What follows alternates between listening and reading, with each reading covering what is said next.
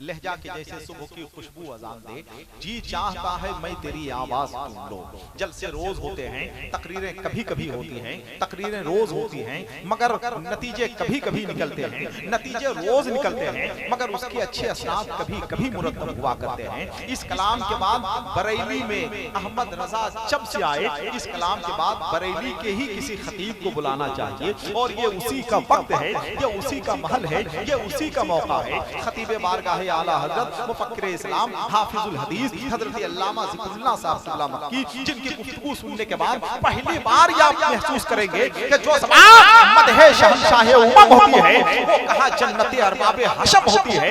हक की तलवार निकलती है तो फिर बातिल के सर नहीं काटती, नस्लों को कलम करती है। आइए, खतीब बारगाह आला हजरत, आने वाला खतीब कोई मामूली खतीब नहीं है, आला हजरत के दयार से आ रहा है, आला हजरत की चौखट चूम कर आ रहा है, आला हजरत की दुआएं साथ में लेकर आ रहा है, आला हजरत के शहर की नुमाइंदगी करने के लिए आ रहा है। जो लोग बरेली शरीफ जानते हैं वो देखते हैं कि 25 लाख मजमे को अगर रोकने की किसी के अंदर सलाहियत है तो उस खतीब का नाम है हजरत अल्लामा ज़िक्रुल्लाह साहब मक्की। आइए उनका इस्तकबाल करें। नारे तकबीर, नारे रिसालत।